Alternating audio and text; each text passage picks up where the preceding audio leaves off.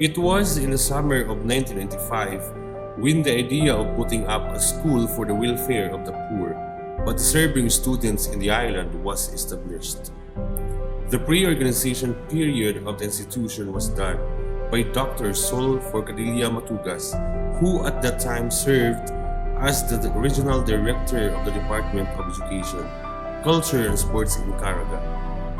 The Brain Lady, whose primary purpose has been to cater to the educational needs of the average income earners in the island of Siargao, was ably assisted by her son Francisco Jose Forcadilla Matugas to establish Siargao Island Institute of Technology.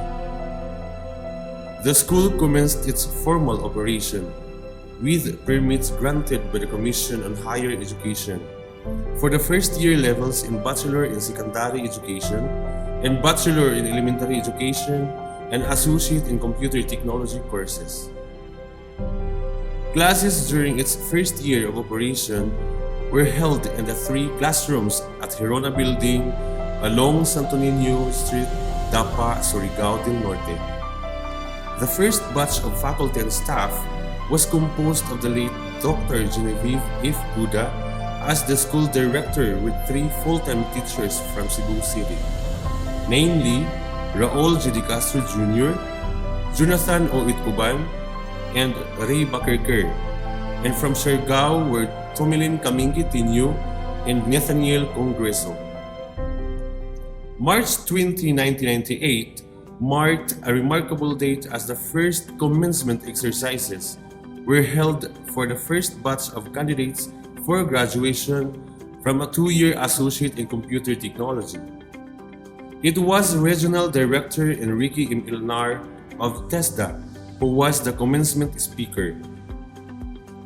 In the year 2000, the government gave recognition to the 4-year academic programs, the secondary and elementary education, and the 2-year Associate in Computer Science. The first batch of education graduates passed the licensure examinations for teachers and were eventually employed in the different schools and offices in the island.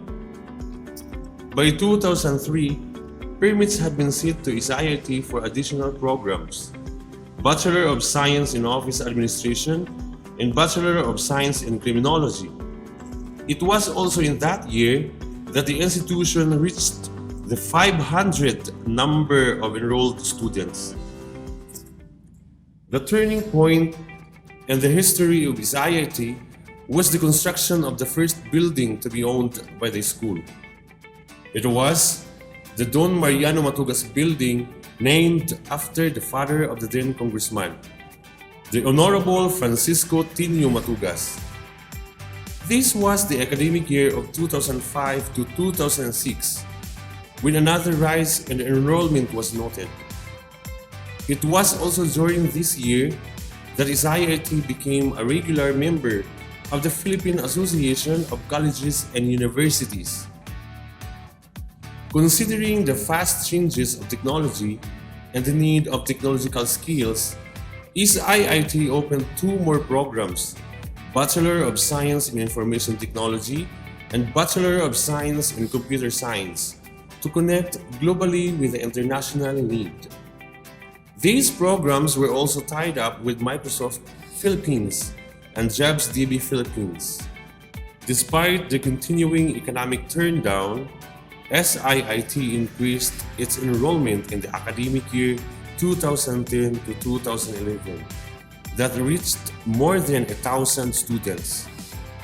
In order to accommodate the increasing number of enrollees, SIIT had to move to another bigger building, a 4-story modern construction that housed the offices, a library, and classrooms.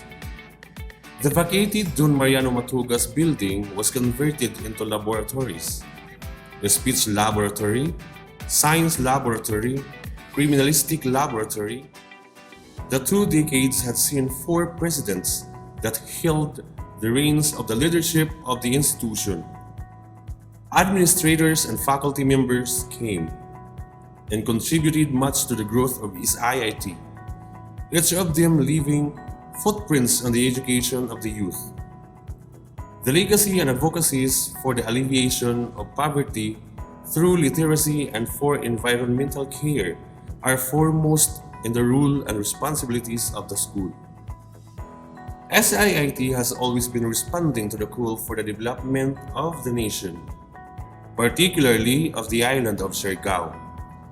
Its programs and extension services are designed to answer the needs of the people, particularly the young.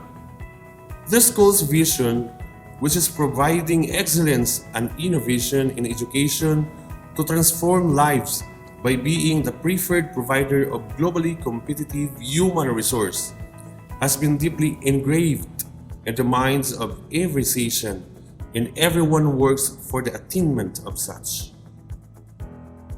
The next 20 years is a new challenge for SIIT. The fast pace of the changes in the island has given each one time to reflect on his or her contribution for the good of Siargao and its people. This is everybody's wish that somehow, someday, SIIT achieved its mission and the real happiness for the people it serves.